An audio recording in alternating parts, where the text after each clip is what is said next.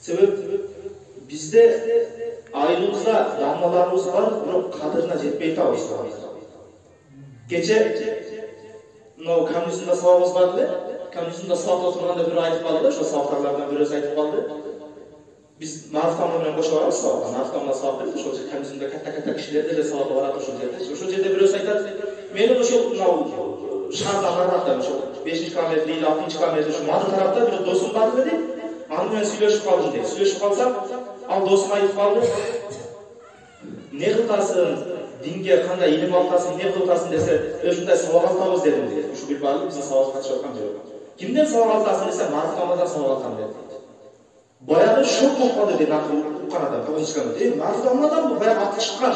Молда Шакир Дамланын шагирти Ибадилерге сабак берген Mariftamадан бу деп сурап атат. Ооба, ошондон сабак алам дейт.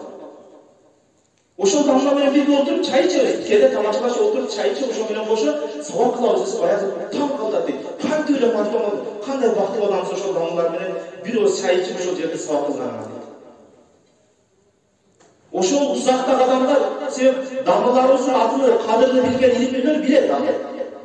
Биз Гүлбарында кээде кадырын билбей калдыбыз да. Кече Ибайдилер ана келгенде Теңир адамдар жаназасына уктубуз да көпчүлүгүбүз. Эмне деди? Кыргызстан боюнча кол менен эсептей турган 5 алым болсо, бирөөсү Mariftamla деди. Жетиш керек инсанга ошосуз. Эми туура Mariftamla баягы интернетке жайылганды бүтүп, өзүнүн жупун алып кичине бир өзүнүн пас алып жүргөн болсо, ону депселеп кетип калбайлы да. Кадыр бардын жайына коелу.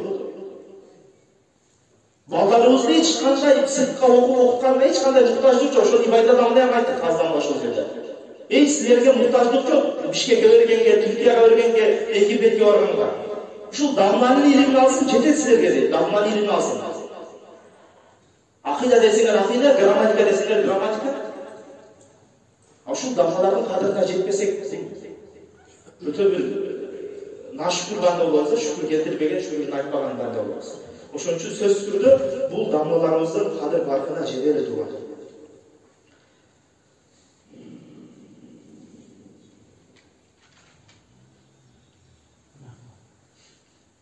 Peygamberimiz sallallahu aleyhi ve sellem Hüküye Câ'en Nebi sallallahu aleyhi ve sellem ila babil mescid kara'a şeytan inde babi. Bir gün Peygamberimiz sallallahu aleyhi ve sellem meçitin eşiğinin canına geldi. Meçitke gelse, meçitin eşiğinin canında şeytan aleyhilâhını körüp var. Meçitin eşiğine hiç kere eşiğine Allah'ı durma, şeytan aleyhilâhını körüp var. Fakala, ya iblis ne tasnafına? Anda şeytanla Peygamber aleyhisselam söyledi. Ey şeytan, iblis, sen meçitin eşiğinin altında ne tutasın bu zeytede? فقال الشيطان أريد أن أدخل المسجد وأبصر صلاة هذا المصلي ولكن أخوف من هذا الرجل النائم. Men bu meçitin içinde ibadat kılarken adamlardan namazını buzgun geliyorlar. Namazını buzuştu kalayım dedi. Birok men bunu meçitin sırtında uğtavatkan adamdan kırıp vatan dedi. Meçitin içindeki adamlar namaz okutan, Allah'ın namazını buzgun gelir. Birok meçitin sırtında birok gafletle uğtavatsa, o şu insandan korkonum dedi. Anda Peygamber aleyhisselam söylüyor. Ya iblis, lima lam tahf minel musalli ve huve fil ibad ve munacet ma'a rabbi ve tahuf minel naim ve huve fil gafl. Ey iblis, sen emnege meçitin içinde Kuday bilen canlı jalbarıp Kudayga tilavat kılıp ibadat kılarken adamdan korkboysun da meçitin sırtında biri uğtavatsa, gaflette jatsa, anda nege korkutasın dedi. Anda şeytan aytты: "El musalli cahil ve isaluhu ashal." ولكن النائم عالم إذا أغويت نفسه وأبصرت صلاة وأخوف من أن يغضب وإصلاحه عجل. Men korkunum dedi. Men bu meçitin içindeki adamlar ilimsiz adamlar. Alardı namazı buz koyuş benim için problem emesler. Birok men korkun dersem uşun, eğer gelip alardı namazı buzsam, al adamlar kayda namazını kütöş için bayağı Allah'dan baratlarım, onu uyga tutulup, anda masaka suram, kayra soğuk üstüne soğuk iştep dağın namazını başlamalar. Men oşo neseden korkun dedim. Onda Peygamber, oşo yerde Peygamber aleyhisselam aytdı. Naumul alim hayrun min ibadetil cahil. Alimdin uykusu dağı, ilimsiz adamın ibadatına karaganda jakşıraak. Oşon üчүн degen ilimdүүлөрдү урматтоо деген милдетчилиги ошол себептен экен. Alimdin uykusu dağı, şu damlalarımızın uykusu dağı bizim ibadetimize karaganda jakşırak dedi Peygamber Aleyhisselam. Ошон үчүн ушул дамлардын кадырына жетели. Айттык го кече айтып мындан башында айттык.